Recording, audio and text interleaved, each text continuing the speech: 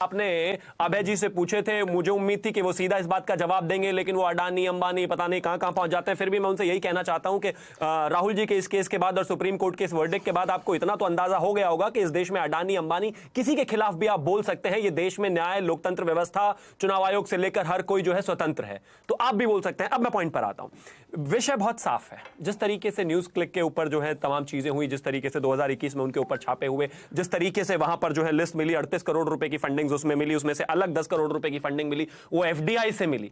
और एफडीआई में भी अगर मैं टोटल की बात करूं तो 1.5 करोड़ रुपए की पेमेंट तो एक ऐसी मिली जिसको ऑफिस मेंटेनेंस के नाम से जो है एक 9वीं फेल आदमी को दी हुई थी।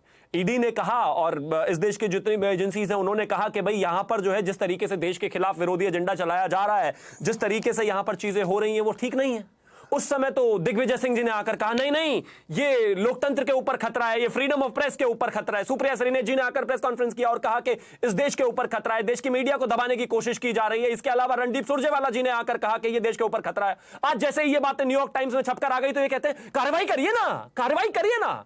कार्रवाई ही कर रहे हैं। एजेंसीज चीजें प्रोड्यूस करके कोर्ट के सामने रखती हैं और कोर्ट उसको वर्डिक्ट देते हैं। भारतीय जनता पार्टी इसमें कुछ नहीं करती है, लेकिन ये चरित्र दिखाता है आपका कि एक न्यूज पोर्टल जिसमें जो है जिसके जो मेन है श्रीमान पुरकायस्थ, उनको जो है ईडी अगर फ्रेम करती है, उनसे अप्रोक्सीमेटली 5 दिन पूछताछ करती है। अगर उस चीज को निकाल कर लाया जाता है कि जो सिंघम है, सिंघम कॉर्पोरेशन, वो किस तरीके से काम कर रहा है, किस तरीके से देश में पैसा राउट हो रहा है। और अभी मैं आने वाले समय में न्यूज क्लिक की आपको कुछ और भी चीजें दिखाऊंगा जिसमें वो किस तरीके की रिपोर्टिंग इस देश के लिए कर रहे हैं।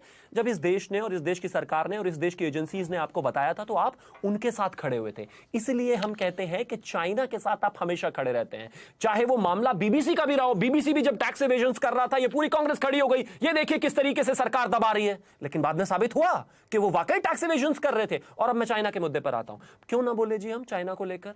चाइना बहुत ही सदा हुआ मुल्क है, हमेशा कोऑपरेशन में विश्वास रखता है। ये तो राहुल जी का ही स्टेटमेंट है ना कैम्ब्रिज में जाकर, तो जाहिर है मैं आपसे सवाल पूछूंगा ना। और ये तस्वीर, ये 2007 में ये जो आप शी जिनपिंग के साथ खड़े होकर कॉन्ट्रैक्ट साइन कर रहे थे, क्या कर रहे थे जरा इस देश को बताइए। आज तक इस बात पर कोई सवाल जवाब नहीं आया। और रही बात फंडिंग की, 1 करोड़ 36 लाख रुपए की फंडिंग आपने जो है ली थी राजीव गांधी फाउंडेशन में, उसका एफसीआरए का लाइसेंस इस देश की सरकार ने कैंसिल किया। जवाब दीजिए उस पर जरा।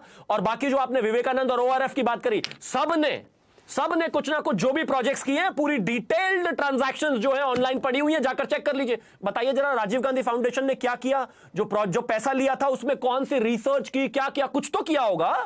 और आपका अगर एफसीआरए का लाइसेंस कैंसिल है तो क्यों सुप्रीम कोर्ट ने उसको रिवील नहीं कर दिया? साफ मामला है। चाइना मतलब जो है, मतलब मैं क्या ही कहूं, चाइना को लेकर इतना सॉफ्ट पॉलिसी इनका हमेशा से रहा है, वो कहीं ना कहीं एक्सपोज होता है और वही कनेक्शन स्टैब्लिश करता है। जी